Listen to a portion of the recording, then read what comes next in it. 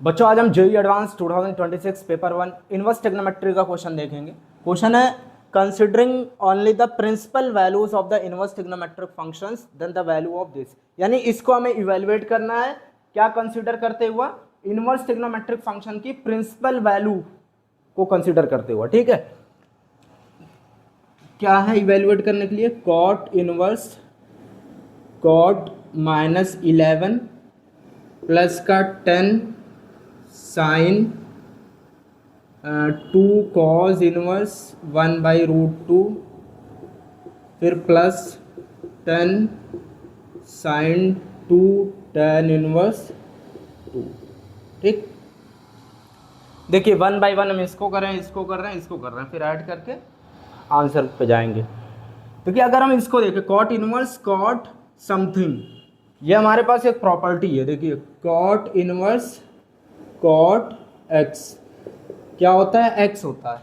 लेकिन ये कब x होता है? यहाँ पर जो x की वैल्यू जो हो वो कहाँ से कहाँ तक हो? 0 से लेकर के पाई तक की वैल्यू होनी चाहिए, तब ये क्या देता है? Cot inverse of cot x क्या होगा? x होगा। लेकिन अगर हम यहाँ पर गौर करें, यहाँ पर क्या है? -11 है। -11 का मतलब क्या है भाई? 0 से पाई के बीच में आ ही नहीं रहा है ना, 0 to 3.14 के बीच में नहीं आ रहा है। तो हम इसको क्या करें भाई? प्रिंसिपल वैल्यू ये है, यहाँ तक लाएं तो इसमें हम क्या करें? कुछ ऐड करेंगे -11 में। तो -11 में हम ऐड करें पाई, 2 पाई, 3 पाई, 4 पाई, ऐसे ऐड करके हम देख रहे हैं। तो हम जब 4 पाई ऐड करेंगे तो हमारा ये जो वैल्यू है -11 प्लस 4 पाई ऐड करेंगे तो 0 to पाई में आ जाएगा। देखिए -11 और प्लस अगर हम यहाँ 4 पाई ऐड कर दें तो क्या हो जाए? -11 प्लस कितना हो जाएगा? 3.14। ये कितना हो जाएगा? -11 प्लस ये हो जाएगा 12.56, है ना। अब इसको माइनस कर दो, 12.56 में से 11 माइनस करो, क्या हो जाए? 12 - 11 कितना हो जाए? 1.56 प्लस का। अब देखो 1.56 इसके बीच में है, हाँ 3.14। अब बहुत से लोग कह रहे होंगे 5 पाई ऐड कर दे। अरे यार 5 पाई ऐड कर दोगे, पाई से बाहर 3.14 से बड़ी वैल्यू आ जाएगी। ठीक है, और 3 पाई ऐड करोगे तो कम रहेगी, मतलब नेगेटिव में रहेगी, है ना। ठीक है,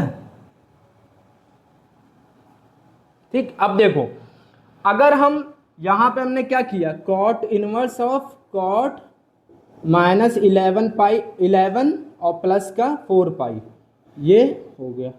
अब हम इसकी वैल्यू डायरेक्ट लिख सकते हैं -11 4 पाई।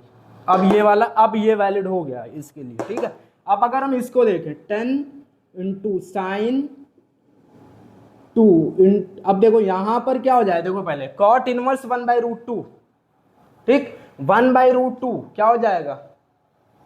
इसकी वैल्यू π/4। अब बाकी ये क्या हो जाएगा? 2 2 = 4 यानी π/2 यानी ये 1। देखो इधर फिर 10 साइन यहाँ हो जाएगा 2। इसको हम क्या लेट कर लें भाई? इसको अगर हम थीटा लेट कर लें, tan इनवर्स 2 = द क्या हो जाए? थीटा। तो यानी tan थीटा = क्या हो जाए? 2। तो ये क्या हो जाएगा? 2 थीटा हो जाएगा। भाई हमने क्या कर दिया? सॉरी, ये क्या लेट कर दिया? इस पूरे को क्या मान लिया? 2 मान लिया, वो सॉरी थीटा मान लिया। तो ये क्या हो जाएगा? 2 थीटा।